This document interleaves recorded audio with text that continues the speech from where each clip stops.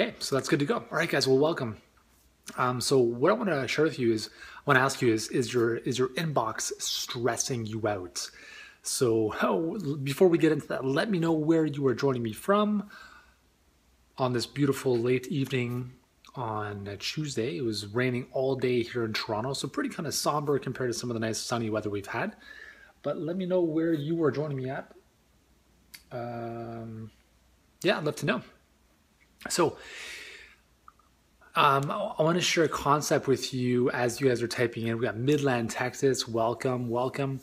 So actually, I should probably introduce myself. We got Bay Area, California, Central Illinois. Welcome, everyone. If you're on the West Coast, obviously it's a bit earlier in the day or in the evening, so welcome. It's funny because when I do these hangouts earlier in the day, I get a lot of Europeans. When I do this, around dinner time, I get a lot of East Coasters. And I'm doing this at 10:30 at night-ish. So I'm getting a lot of the West Coasters on board here. So welcome, guys. So in case you don't know who I am, my name is Yuri Elkaim. I'm a New York Times bestselling author for the all-day energy diets and the upcoming all-day fat-burning diets. Over the past 2 decades, I've helped over 500,000 men and women have more energy, lose more fat, and really live their healthiest and best life ever. And in a previous lifetime, I actually played professional soccer and was the head strength and conditioning and nutrition coach at the University of Toronto for 7 seasons.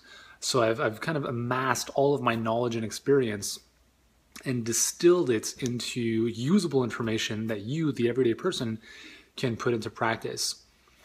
Foodie, absolutely. Absolutely. I was a goalkeeper, best position. There's no contest. Best position is being a goalie.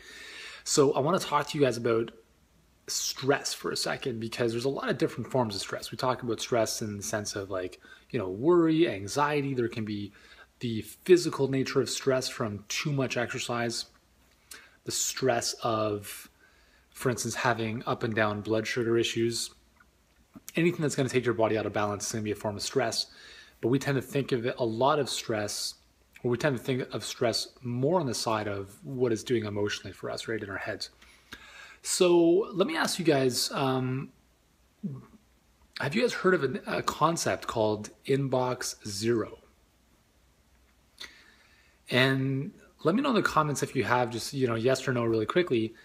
And if you have, then what I'm about to share with you, you'll probably kind of get a good sense for. So we got no. So we got some no's here. No, a lot of no's. Okay, good. So this is going to be some new information for you guys. Another thing, if you're enjoying this information, I'd really appreciate it if you just tap on the screen. That's going to get the Care Bear send-off hearts going. We try to keep a good Care Bear share. I just like seeing hearts. I don't know. My kids have Care Bears. So it's, yeah, there we go. Thank you. Just keep them going. I'll hang out on. Just keep them going. Just keep tapping the screen. It's awesome. Okay, so you guys don't know what inbox zero is. It's beautiful. So what it is a concept where you have 0 emails in your inbox, hence the name inbox zero. And the reason this is important is because when you have unfinished, incomplete stuff in your life, doesn't it weigh you down? Doesn't it? It's like taking up. It's like your computer, right? You have all these programs running in the background while you're typing in Word or doing something else on the computer, and all of a sudden you get that spinny wheel of death, right? That spinny wheel where it's like, oh my God, the computer is stalled. There's too many things going on. It can't function properly. And the same goes for what we have going on in our lives. And one of the biggest places for that stress is having 10, 20, 100, 1,000 emails that are just sitting in your inbox that haven't been dealt with. And I used to be pretty good at keeping my inbox at least to 1 page, right? So I think it was about 50 messages or less. And I used Gmail. And then recently it kind of got out of hand, and it was about 760 messages. And these are messages that I should mention that I've actually already read. So they were just sitting there filling up pages of my inbox. And I'm just like, oh my God, I got to get rid of this stuff. So I spent the last 7,000 emails in your inbox. Oh my God, that is impressive. Let me ask you a question. Is your house relatively organized and clean, or is it a bit of a mess as well? Just out of curiosity.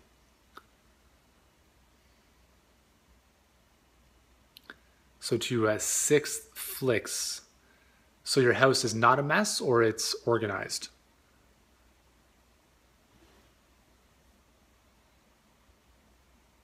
And the reason I ask this is because, okay, perfect. So it's messy.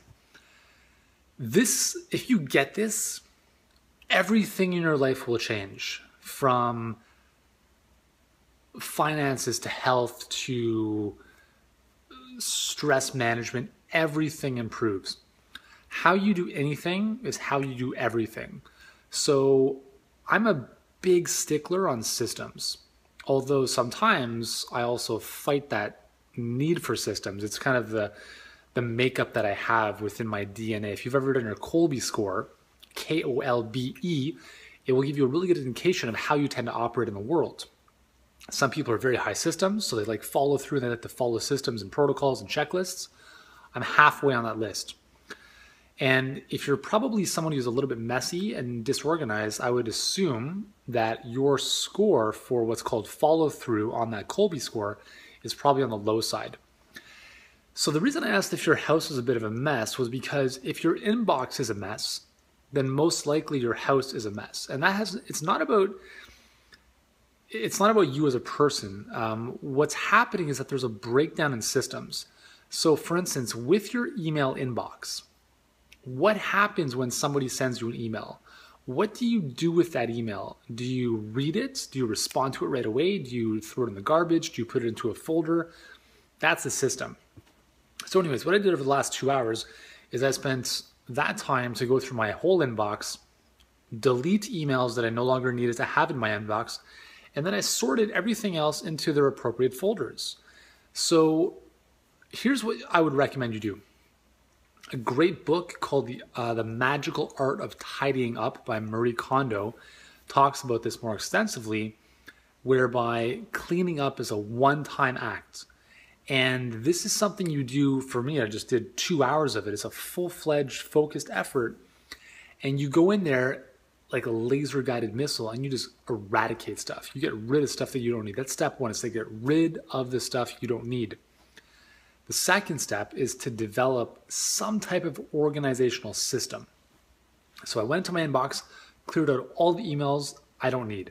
Step two was I had already created folders that were labeled with the appropriate label, right? So for instance, it may have been a specific product line in our business or customer service or legal stuff or whatever it was.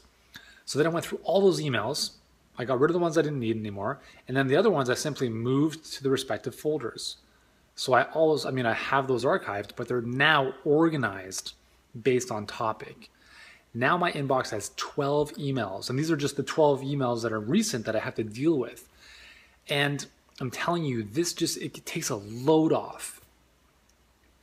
A lot of my emails go straight to folders. Okay, cool. So if that works for you, what I'd like to suggest is, I don't know if you guys have read David Allen's Getting Things Done book. It's a great way of looking at how you deal with stuff as it comes in. Because again, if we're talking about our email or our house, the problem is a breakdown in systems, which basically means when you have something come into the house or your inbox, what do you do with it? And if you don't know what you're going to do with it, then we step into a really kind of a modified mode of paralysis where we don't know exactly what we're going to do. So here's what you want to think about is when something comes in, right? So email, groceries, stuff into your home, is what is the next actionable thing I can do with this item? So do I delete it? Can I respond to it or deal with it really quickly? Can I move it into a cupboard? Can I store it away? Do I answer the email and then put it into a folder? Or do I need to maybe put a note on it and file it away for later? If you can set up that type of system whereby everything coming in is sorted according to that type of system, then your life becomes a lot more organized. You do a one-time big cleanup. right? So you just clean your house out, get rid of the junk, all that garbage. Then you set up simple systems, organizational systems. Just a quick question here. I get so many that when I look at them, I end up in a time-consuming research loop. Yes, that's the problem is sometimes, and again, I'm guilty of this as well. Sometimes you'll get an email that is, you're not too sure how to respond to. So you're kind of thinking about it, you're deliberating about it, you're not too sure what you're supposed to do, and then it just sits there. So what I would do with emails is set a specific time to deal with email. And I would actually encourage you, this is something I've actually tried, and I'm trying to figure out if it makes sense for me to do as well at this point in my life and business, is to remove Gmail or all mail applications from your phone. For me, what I've realized is that I don't respond. I don't actually text on my iPhone because I can't stand typing on my iPhone. So what I end up doing is I use my iPhone as an OCD, right, obsessive compulsive device, where I'm checking if somebody has sent me an email. And then, one message comes through, two messages come through. But the problem is that I don't do anything with those emails because I don't want to respond to them from my iPhone. So what ends up happening is that they start accumulating. And then when I go to my laptop or my desktop, now I have this whole queue of emails that I've forgotten about what I'm doing with. So if I didn't even have the mail app on my phone, I would not have access to my emails on my phone. So that would force me to deal with those emails in real time on my computer, whereby an email would come in and I'm going to say, okay, what am I going to do with this? Respond to it and delete it, or respond to it, archive it, or something else. And taking action on that right away. If it's something that requires a little bit more thought, a little bit more research, and it's going to yield procrastination, because that's what ends up happening when we don't know exactly what we're going to do, then I'm going to start it and just keep it in the inbox. So I'm going to keep it visible. And that's the key. If you keep your inbox to zero, the only things that you should see are the most important things that you should be dealing with in a timely fashion. So the things you haven't dealt with, but the things you're going to get to as soon as possible. Does that make sense? Is that helpful? Because once you get this down, it's really a way of thinking, because if you can get this with your inbox, everything else in your house follows suit. So I just want to show you, just a little bit of our living room here. We have 3 kids, and they are 1.5, almost 3, and 4.5. And when people come over, they're like, it doesn't even look like you have kids here. And the reality is that we do, and sometimes it's crazy, but we're training them to just put stuff away. It's like, listen, you can play with your cars, you can play with your toys, but when you're done, they go back in the box, they go back in their place. Because if not, it just becomes a disaster. So having those organizational systems is really, really key to really living a stress-reduced life. Because when all that stuff builds up, again, it's like having 1,000 programs running on your computer at the same time, and it just wears you down. Great stuff. Do I have a reading list available? That's a good question. I don't. I should probably put a blog post up on my blog about that. I will do that. Thank you for the recommendation. By the way, if you guys are not following my emails, you can get them at yurielkaim.com/periscope. You can jump onto our list there. And I think you'll actually enjoy that page, because it's I've done something funny with my 2 dogs. So anyways, great recommendation. Thank you. I will definitely put together a blog post of my top books. And just to give you guys a couple recommendations right here, as I mentioned, Getting Things Done by David Allen, The Magical Art of Tidying Up by Marie Kondo, and here's another one. Actually, I'm just reading it right now. You Can If You Think You Can by Vincent Peale. This is a cool book. I can give you the gist of it, and he's the author of The Power of Positive Thinking. The gist of the book is problems are inherent opportunities. So, for instance, this is a perfect segue into what we're talking about. The problem of being disorganized and messy is an amazing opportunity to look at where is there room for growth? Where is there room for improvement where I can, learn more about myself and create systems that not only enable me to become more efficient with my email, but also organize my life, my house, my fridge, my kitchen, my closet, all that kind of stuff. It's all the same thing, right? Because remember, how you do anything is how you do everything. Awesome. Yes, organizing the kitchen. That was probably from the webinar, right? I think if you joined me on the webinar, it was a lot of fun. I'm just going to have a little sip of my juice here. So that's the key. Yeah, so do you guys have any questions with this stuff in terms of emails? Awesome. Thank you so much. I can't even pronounce that. Sixth Kicks or something like that. Well, thank you for following, and a great recommendation for the blog post with book recommendations, because I do recommend a lot of stuff. I mean, there's a lot of great programs out there. 6 Foot Kid. There it is. Awesome. 6 Foot Kicks. Cool. What does that mean? What does that represent? I'm always interested in these usernames. Mine is Elkaim. How original, right? Yuri Elkaim. So yeah, so I'll put together that blog post over the coming weeks with my best book recommendations. I don't even know. Yeah, well, that's all good. It's all good. Yeah, any questions on this topic, guys? Any questions on organization, stress reduction? Because I do talk a lot about ways of managing stress, right? So I had a blog post and video a couple weeks ago about 3 ways that stress makes you fat. And stress is just, it's one of those things where our body hasn't evolved to deal with modern society, right? So technology only accelerates all of that stuff. So you have to find ways to use technology, otherwise it uses you.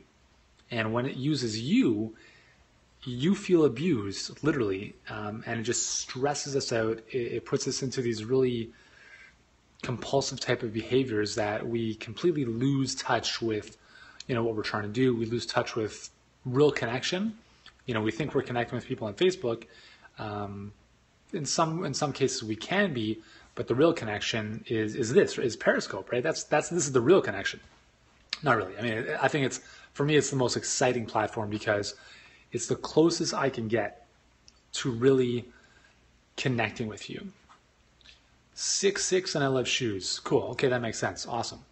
So I love Periscope because it's the only platform where I can really speak my true voice, which is on video, not in written word, and connect in real time with you guys, as opposed to Instagram or Facebook, which I still use, but it's different. It's not the same. It's really not the same level of connection. So, Val, what's up?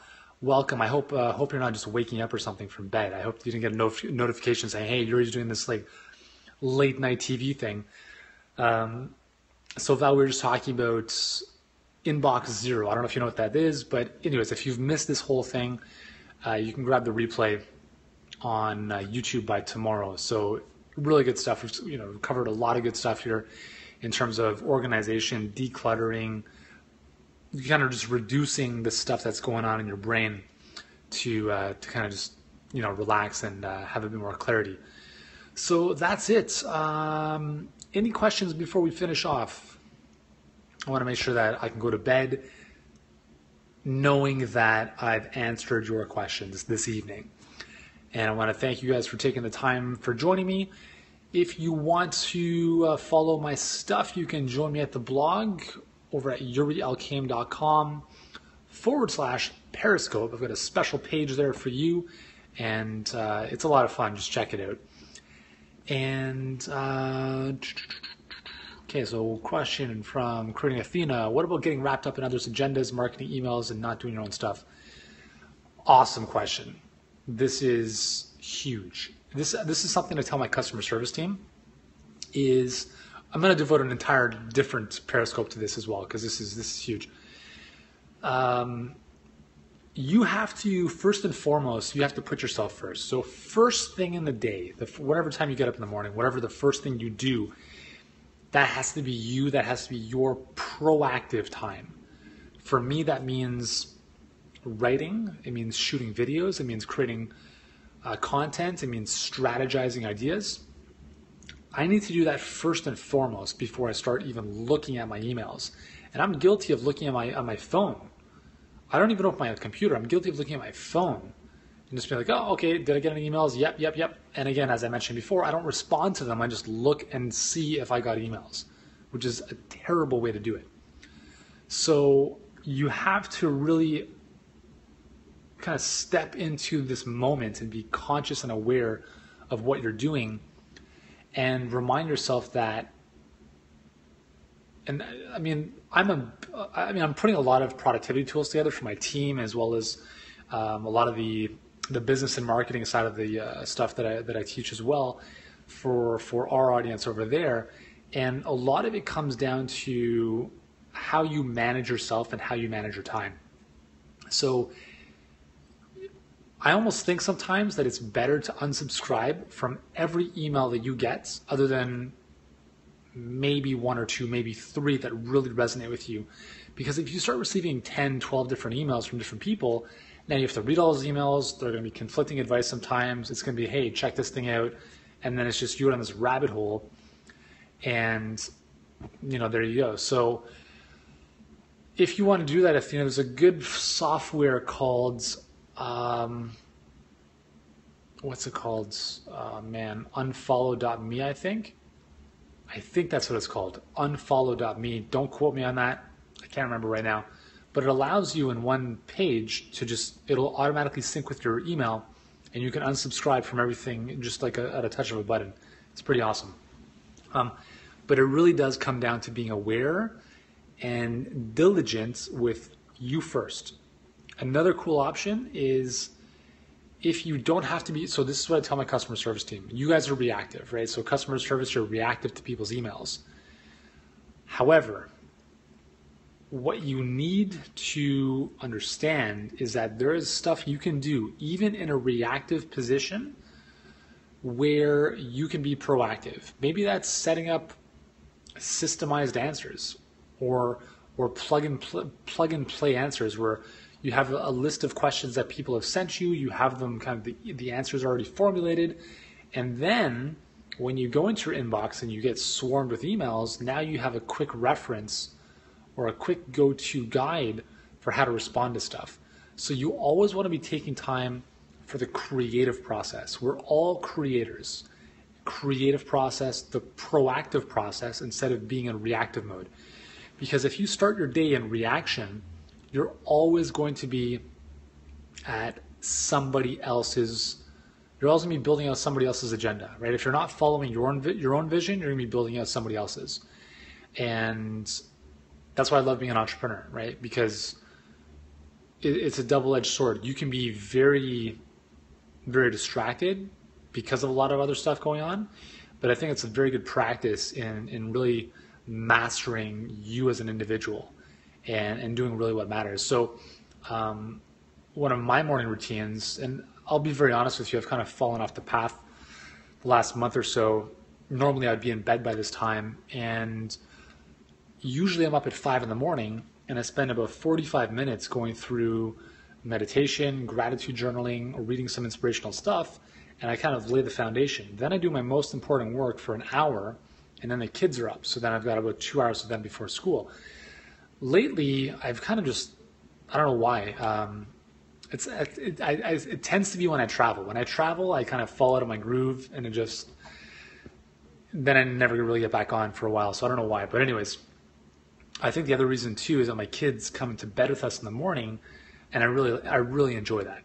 So I'm like, I could get up at 5 and do my thing, or I could snuggle with my kids for a little bit. And right now, I associate more pleasure to doing that in the morning with my kids than taking that time for myself in the morning. So I don't beat myself up about it. It's just a phase of life that I'm in. They're not going to be munchkins forever. And, that's just a thing for me. So, but nonetheless, I realized, like, instead of me starting my day at 5 and finishing it earlier, I'm now starting my day at 9. But it's still going to be the same thing. At 9 o'clock, I do my most important work, and then I set specific times for email. So I have a daily planner that I've created for myself where I write down my most important tasks. I prioritize them based on what needs to be done first, second, and third. And then I put those tasks into specific time blocks on my calendar on that same page. So I know exactly between 9 and 10 what I'm doing, between 10 and 11. And as much as possible, I try to stay diligent to that without going off course. Now, some days, obviously, it doesn't happen as well as others, but at least it gives you a very guided framework to follow. And the way I see it, yeah, so how I went about getting published, yeah, that would be a good. I love the ideas here. This is awesome stuff. Thanks for the suggestions. Yeah, I will do that. That's a good topic. Yeah, there's a lot of stuff that I share that is not necessarily kind of business related, but I do have a whole other division called the Smarter Marketer Project that I've started up. That have started up to teach and inspire other entrepreneurs to become smarter at what they do so they can get their message out to more people. And I really feel firmly about that. And I've had a lot of success in my business, and I'm really happy to share with other entrepreneurs and experts and authors. And so that's a side project that I'm building up on the side that I'm spending quite a bit of time on, which is pretty exciting. So I will share. I usually kind of share that stuff over there, but I will. Yeah, I think I'll do some sharing about that. Maybe I'll do that. Maybe I'll devote a Periscope session to that in the coming days. So thank you for the recommendation and the idea. 6-foot kicks. Yes, cool. Thanks for the hearts, guys. Keep them coming. This is great. This has been a terrific heart-filled episode. This is probably one of the best ones that I've done. Here's the other thing: is sometimes at night, I believe morning time is the best time for most people in terms of creative energy. Sometimes at night, though, there's some pretty cool inspiration that hits. So I'm kind of riding that wave right now, and I'm just, on fire, if you will. And I'm happy that's why I wanted to fire up the camera and just do this Periscope hangout with you guys. Can I do a smoothie demo, etc.? Well, I did a juicing video, and I was like, you know what? This is just, I couldn't even get the camera set up properly. It was just a real pain in the butt. And I have a lot of videos on YouTube where I walk you through how to make various smoothies. So if you just go to my YouTube channel and just type in smoothies, you'll find at least 30 videos of smoothies and juices. So I would recommend that. It's much better lighting, better camera angles. Yeah, much better idea. I tried to do that with Periscope. It wasn't going to happen. Yeah, so there it is. So any other questions before we finish off for this evening?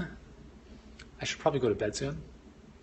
Amy's out. She's playing hockey tonight. 11 o'clock is the start time of her game. I'm like, you're crazy to play at 11 o'clock at night.